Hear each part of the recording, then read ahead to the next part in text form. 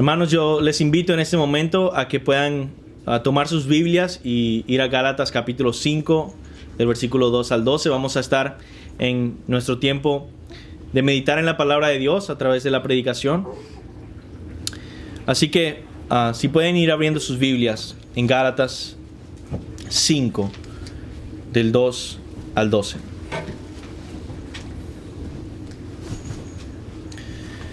Vamos a orar que el Señor tenga misericordia y nos ayude en estos tiempos, que podamos realmente profundizar en su palabra, realmente tener sabiduría de Dios en su palabra, y podamos realmente ver a Cristo, exaltar a Cristo en su palabra. Así que vamos a orar.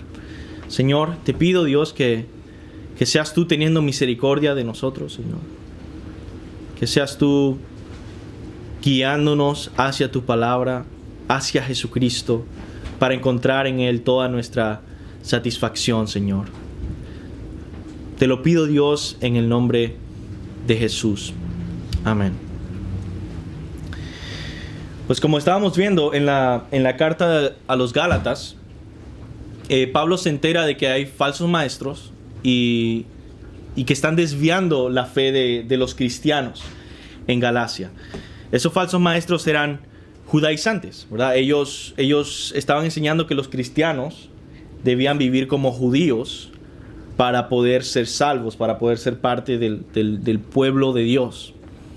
Ahora, en nuestro pasaje que tenemos enfrente de nosotros, acá del versículo 2 al 12, Pablo habla explícitamente acerca de la circuncisión. De hecho, ese es el tema principal de este pasaje, diciéndoles claramente en una aplicación práctica de toda la teología que les he hablado. El punto es: no se circunciden, ¿no? Ahora, él está en contra de la idea de la circuncisión en el sentido de que sea un requisito para ser salvo. Pero ¿qué tiene que ver la circuncisión con nuestra vida diaria, ¿no? ¿Quiénes de nosotros en la iglesia realmente está siendo tentado a ir a circuncidarse, ¿no? Realmente no muchos de nosotros, ¿no? Sin embargo, podemos nosotros pensar en una forma en la que el problema de los Gálatas se manifiesta en su tentación a ser circuncidados, pero el problema en su corazón es el mismo que todos nosotros tenemos. Y es interesante que en medio de tantas noticias sobre una pandemia mundial, este tema tenga tanta relevancia. Sorprendentemente, tiene mucho que ver lo que Pablo está diciendo con el mensaje que necesitamos nosotros en estos días. Y esta es la razón. Los Gálatas estaban pasando por una crisis de fe. Realmente estaban en peligro, y la razón de que estaban en una crisis de fe era la misma razón por la que muchos cristianos ahora mismo están en un sentido en una crisis de fe. Y es que entramos en crisis de fe cuando vamos dejando a un lado la suficiencia de Cristo. Y el mensaje de hoy, yo te invito a meditar en ese tema, ¿no? En la suficiencia de Cristo. Y yo creo que la suficiencia de Cristo es el corazón del mensaje de Pablo en este texto en particular. Pero también la suficiencia de Cristo es el corazón del mensaje que nosotros necesitamos como iglesia y como mundo entero en estos momentos de una pandemia mundial. Es entender que Cristo es suficiente para momentos como estos y mucho más. Así que comencemos definiendo la suficiencia de Cristo con la ayuda de Pablo. ¿Qué es la suficiencia de Cristo? La suficiencia de Cristo, en pocas palabras, es la enseñanza bíblica de que Jesucristo es todo lo que realmente necesitamos. De que Cristo lo es todo o Cristo no es nada. Y esto realmente es algo que nosotros vemos claramente en el texto, ¿no? Nuestro primer pasaje que meditar está en versículo 2 al 4, que dice: He aquí, yo Pablo, Os digo que si os circuncidáis, de nada os aprovechará Cristo. Y otra vez testifico a todo hombre que se circuncida, que está obligado a guardar toda la ley. De Cristo os desligasteis, los que por la ley os justificáis. De la gracia habéis caído. Y mi punto acá es que Jesucristo es todo lo que realmente necesitamos. Y eso es lo que Pablo está tratando de... con este mensaje de que Jesucristo es suficiente, Pablo está atacando esta tentación de los Gálatas de irse a la circuncisión. Pablo dice, vemos que si ellos se circuncidan y si nosotros nos circuncidamos, Cristo no vale para nada, que estamos obligados a guardar toda la ley y que hemos roto la relación con Cristo y hemos caído de la gracia. Usa esas frases fuertes, ¿no? Ahora, ¿por qué tanta severidad? Él estaba circuncidado. Y varios otros cristianos que estuvieron con Pablo también. ¿Qué problema tiene la circuncisión? ¿No? ¿Cuál es el gran problema? Well, el problema no está en la circuncisión. El problema para Pablo está en abandonar la suficiencia de Cristo. Y otra vez, el punto con la circuncisión acá es que para ellos el circuncidarse con la enseñanza de estos falsos maestros significaba aceptar que Cristo no es suficiente, que se requiere algo más, que necesitamos algo más, que hay que agregarle algo a Cristo. Él no es suficiente. Y Pablo dice que eso es inaceptable. Cristo es todo o Él no es nada. Él está defendiendo este punto. Entonces, hay una lucha contra la suficiencia de Cristo en esta iglesia de los Gálatas. Los judaizantes, además que te dicen, bueno, tienes que creer en Cristo, bueno, también tienes que creer o practicar las dietas judías, tienes que circuncidarte y hacer otras cosas. Ahora, algunos versículos en la Biblia hablan también de la superioridad y suficiencia de Cristo. Entonces, algunos de estos versículos son Efesios 1:3. Dice, bendito sea el Dios y Padre de nuestro Señor Jesucristo, que nos bendijo con toda bendición espiritual en los lugares celestiales, en Cristo. Es decir, no hay nada que nos haga falta. Todo lo tenemos en Cristo. Él es suficiente. 1 Corintios 1:30, mas por Él estáis vosotros en Cristo Jesús, el cual nos ha sido hecho por Dios sabiduría, justificación, santificación y redención. Es decir, Jesucristo para nosotros es nuestra sabiduría. Él es nuestra justificación, Él es nuestra santificación, Él es nuestra redención, Él es realmente todo lo que necesitamos. Y Colosenses 2:10 es el versículo quizá lema de esta doctrina de la suficiencia de Cristo, que dice, vosotros estáis completos en Él, en Cristo, que es la cabeza de todo principado y potestad. Entonces vamos a ver algunos puntos para profundizar en la suficiencia de Cristo. Bueno, primero, Cristo no es un aditivo. Eso es lo que significa, ¿no? La suficiencia de Cristo. ¿Qué es un aditivo? Bueno, algo que no es esencial, ¿no? Uno lo puede agregar o no. Si uno hace un pastel, pone la cereza o no la pone, ¿no? Cuando uno va a comprar algún tipo de café o dulce, te dicen, ¿le pones el whipped cream o no? No, es un aditivo. Sin embargo, no puedes comprar un café y dice, bueno, ¿quieres café o no? Es como, bueno, no puedo comprarte el café sin que tenga café. Eso es esencial para esto, ¿no? Ahora, Cristo es absolutamente todo o Él no es nada. Él no puede ser un aditivo. Y Pablo rehúsa pensar que Cristo sea un mero agregado a la circuncisión y a otros elementos que van a llegar a cumplir la salvación, ¿no? Yo recuerdo en Texas, cuando vivía en Texas, estaba en un ministerio universitario y por un tiempo, por un semestre, estuve liderando junto con mi esposa un ministerio de internacionales, ¿no? Entonces había gente de todos lados, de China, de India, de Nepal. Y recuerdo que tratábamos de compartir el evangelio en estos eventos y uno un hombre de Nepal se acerca a mí y me dice que le gustó mucho lo que había compartido y que él quería aceptar a Cristo, ¿no? Y decía, wow, qué bien. Ya después de otras conversaciones me di cuenta que él agregó a Cristo a uno de sus miles de dioses que ya tenía. Entonces, claro, ¿cómo no iba a aceptar a Cristo si lo podía meter junto con todos los demás dioses que tenía? ¿No? Uno más que me va a proteger, uno más que me va a bendecir, uno más que me va a hacer la vida mejor. ¿Por qué no agregarlo? ¿Por qué negar más bendición? Ese no es el punto de aceptar a Cristo, ¿no? Ese no es el punto de seguir a Cristo. Cristo no puede ser un aditivo. Cristo no puede ser un agregado. Él tiene que ser todo y exclusivamente todo. Ahora, nuestra sociedad ve a Cristo como una cereza en el pastel, ¿verdad? Como ese agregado que faltaba. Y es interesante porque cuando uno se pone a leer la Biblia, encuentra la historia del joven rico, ¿no? En el que dice, mira, ya he hecho todo esto y tengo esto en la vida y es rico y además cumplí todos estos mandamientos. Me falta agregar algo. Voy a seguirte, ¿no? ¿Qué más quieres que haga? Es interesante que en nuestra sociedad nosotros somos el hombre rico, ¿no? Ya tenemos todo eso y decimos, oh, quiero agregar también a Jesús porque eso me ayuda en mi espíritu, ¿no?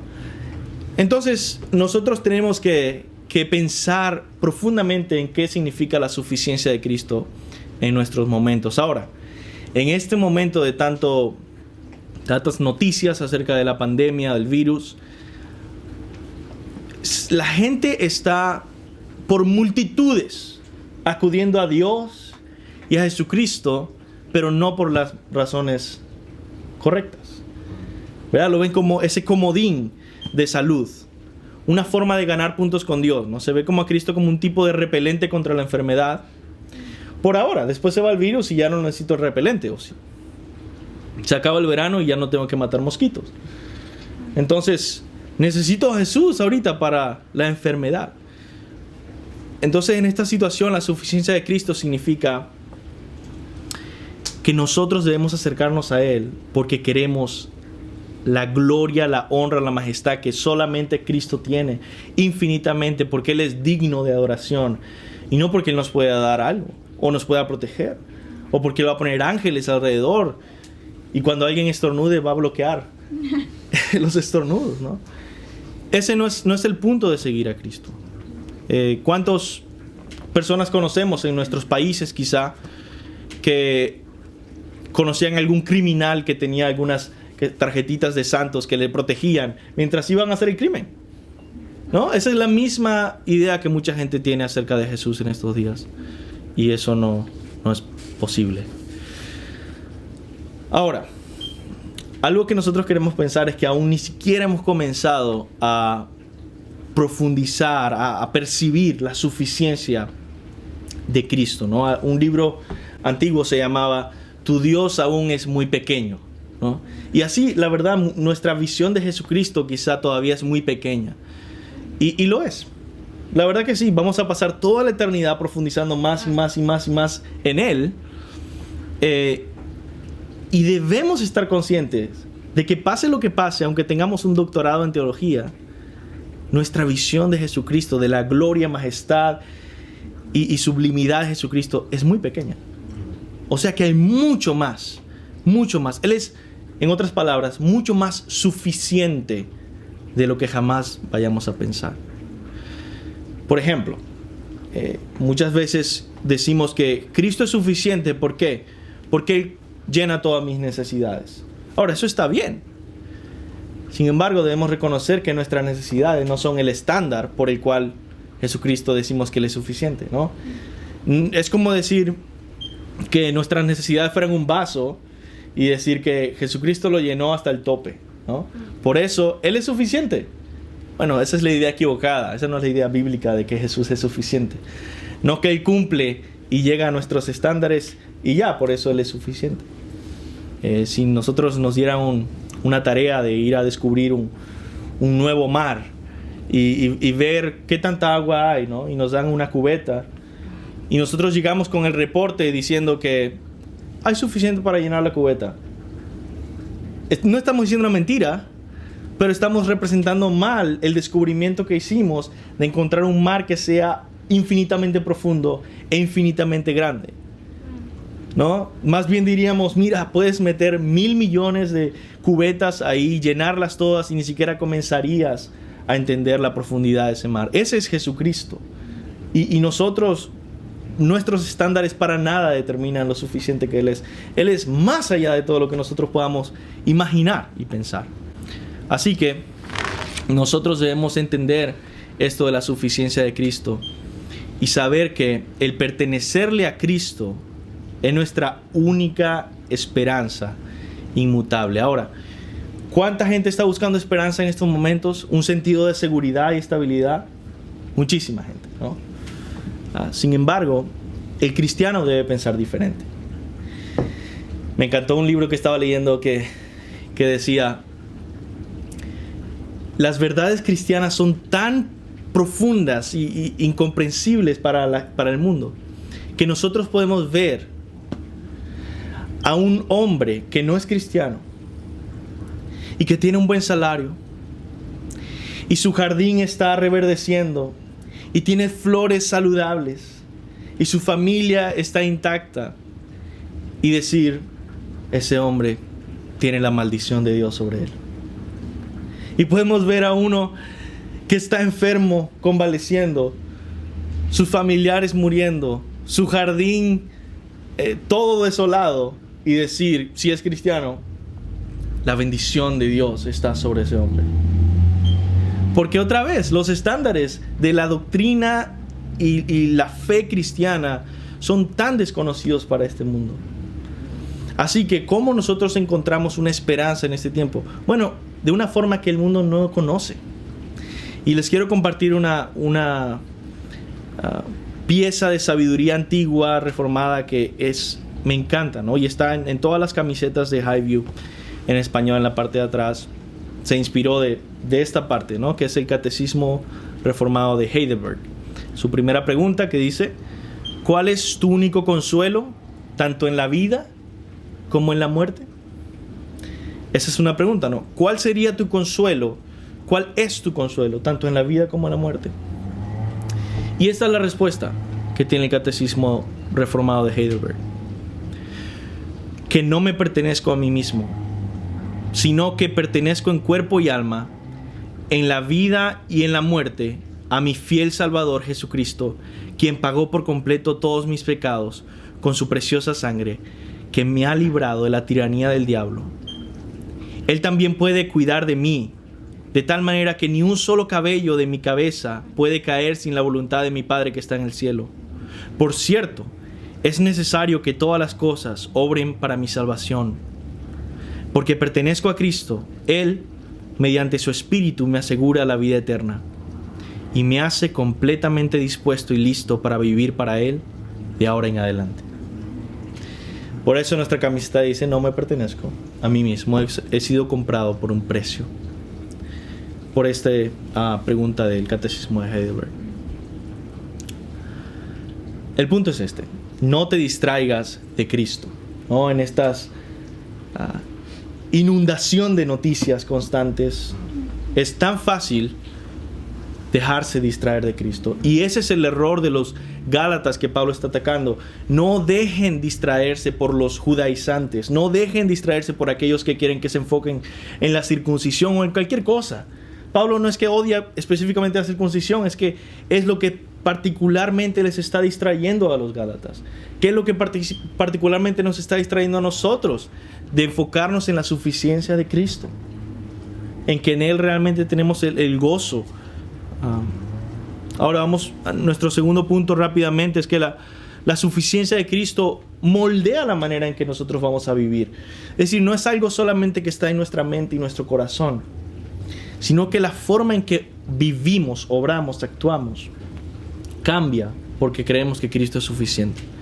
Dice versículos 5 al 6: pues nosotros, entonces Pablo está contrastando en este versículo, nosotros, por el Espíritu, aguardamos por fe la esperanza de la justicia.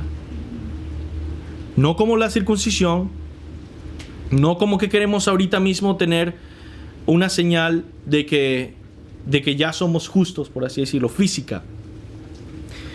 ¿Por qué? Porque en Cristo Jesús ni la circuncisión vale algo, ni la incircuncisión, sino la fe que obra por el amor.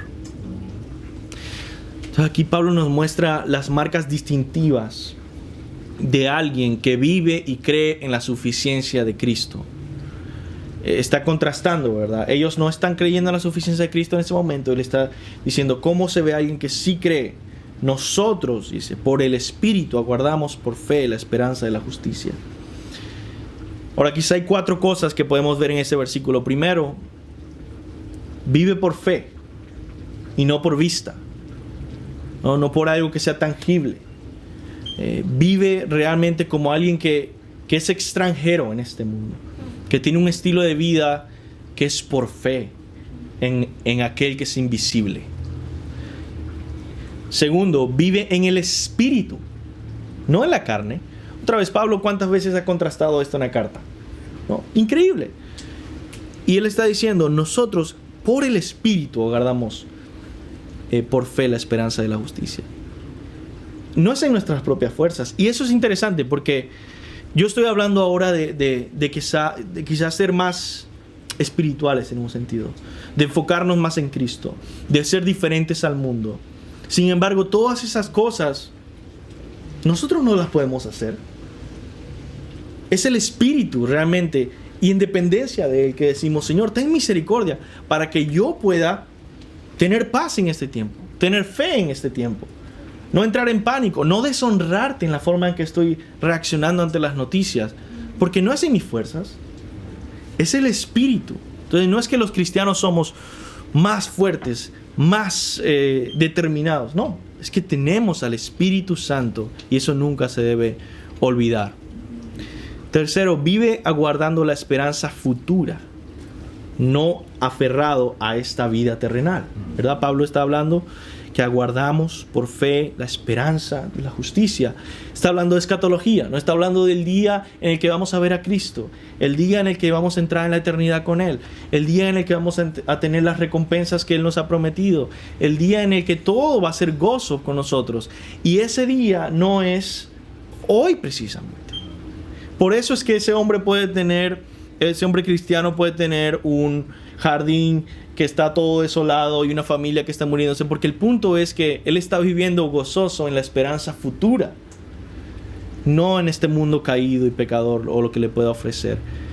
No nos aferremos tanto a esta vida terrenal que no podamos glorificar a Dios. Y cuarto, una persona que es satisfecha en Cristo tiene una fe saturada con Cristo, tanto así que es libre. Una fe que te hace libre de las ataduras de esta vida terrenal, y por eso eres libre para obrar en el amor de Cristo. Eso es lo último que dice, ¿no? Es la fe que obra por el amor lo que importa. Y bueno, ahora mismo en los anuncios que hicimos estamos viendo cómo individuos, no familias, pueden ir a salir a ayudar quizá a otros hermanos que están en necesidad. Gloria a Dios por eso. Porque esa es una fe que es libre del temor a este mundo. No con ignorancia o necedad, con sabiduría, pero que puede amar sin aferrarse a esta vida terrenal. Por último, vamos a ver estos versículos que Pablo termina una última sección, por así decirlo, en el que habla de los falsos maestros. Versículos 7 al 12. Vosotros corríais bien. ¿Quién os estorbó para no obedecer a la verdad? Esta persuasión no procede de aquel que os llama. Un poco de levadura leuda toda la masa. Yo confío respecto de vosotros en el Señor, que no pensaréis de otro modo, mas el que os perturba llevará la sentencia quien quiera que sea. Y yo, hermanos, si aún predico la circuncisión, ¿por qué padezco persecución todavía? En tal caso, se ha quitado el tropezo de la cruz. Ojalá se mutilasen los que os perturban. Lo primero que vemos ahí es que hay falsos maestros que Pablo está atacando. Hay tantas cosas en las que podemos enfocarnos en esta pandemia. Y créanme, por supuesto, el diablo está atento a cómo usar estos tiempos como serpiente astuta que busca aprovechar estas circunstancias para dividir la iglesia. Sí, nuestra iglesia también. Para levantar nuevos seguidores para falsos maestros. Para traer discordia. Para traer sospecha entre hermanos. Y para distraernos de la suficiencia de Cristo, ¿no? ¿Cuántas personas que son falsos profetas, falsos maestros, están saliendo esta misma semana, siendo ellos como los Cristos, la esperanza del mundo, y teniendo nuevos seguidores a sus enseñanzas corruptas que buscan solo saciar su vientre, como dice Pablo, ¿no? Buscar posesiones materiales y viven para este mundo y aprovechan esta situación vulnerable en la sociedad para confundir, para ganar adeptos y para ganar dinero. Nosotros debemos realmente tener ese corazón de Pablo de primero protegernos de los falsos maestros y hablar contra los falsos maestros, protegiendo a nuestros hermanos. Realmente muchos falsos profetas, falsos mesías en esos tiempos de pandemia. Hermanos, existe una necesidad latente de enseñanza bíblica. Y lo mejor es que no tienes que ser pastor para dar enseñanza bíblica. Tienes que ser cristiano. Y tienes que tener una Biblia. Y gracias a Dios ustedes la tienen. Gracias a Dios ustedes están más que capacitados para llevar la verdad a este mundo confundido. Así que habla palabras de sensatez, palabras llenas de Cristo y de la suficiencia de Cristo, palabras llenas del Evangelio, palabras llenas de las palabras de Dios. Y por último, es interesante pensar en la levadura que Pablo menciona. Pablo dice que hay una levadura que nos desvía del Evangelio, ¿no? Que debemos ser cuidadosos y actuar rápido, que si no va a leudar toda la masa. Que esa es la falsa enseñanza que si uno admite por un tiempo entre nosotros, sin pensarlo, se va a regar de tal modo de que va a afectar toda la masa. Y es interesante con esto del virus pensar en precisamente así que se forma o se riega el virus. Se deja a un lado, quizás se ignora el tema, quizás no se atiende, y cuando vemos hay una pandemia mundial, ¿no? Realmente debemos ser valientes de cuando reconocemos una falsa enseñanza entre nosotros, a un falso maestro entre nosotros, ser valientes y protegernos unos a otros, porque ya un poco de levadura leuda toda la masa, y es para la gloria de Dios. Ahora, en conclusión, no debemos dejar que nos distraigan de Cristo. Ese es el mejor momento para afirmar nuestra fe en la suficiencia de Cristo en medio de un mundo que no sabe a qué aferrarse. Pero a nosotros nos sobra infinitamente consuelo, esperanza, sabiduría, estabilidad por Cristo Jesús. Así que sé tú una de esas personas que lleva la presencia de Cristo a otros. Terminemos meditando en ese pasaje que nos muestra una imagen gloriosa de Cristo, que me encanta, en Apocalipsis capítulo 1, del 10 al 18, y dice: yo estaba en el Espíritu el día del Señor, y oí detrás de mí una gran voz como trompeta que decía: yo soy el Alfa y el Omega, el principio y el primero y el último. Escribe en un libro lo que ves y envíalo a las 7 iglesias que están en Asia: a Éfeso, Esmirna, Pérgamo, Tiatira, Sardis, Filadelfia y Laodicea. Y me volteé para ver la voz que hablaba conmigo.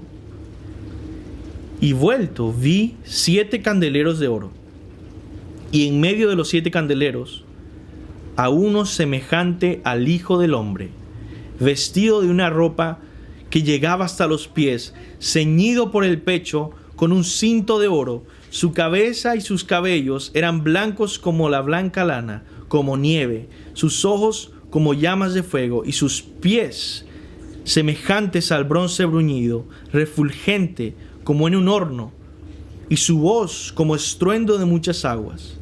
Tenía en su diestra 7 estrellas, de su boca salía una espada aguda de 2 filos, y su rostro era como el sol cuando resplandece en su fuerza. Cuando le vi, Caí como muerto a sus pies, y Él puso su diestra sobre mí, diciéndome: no temas.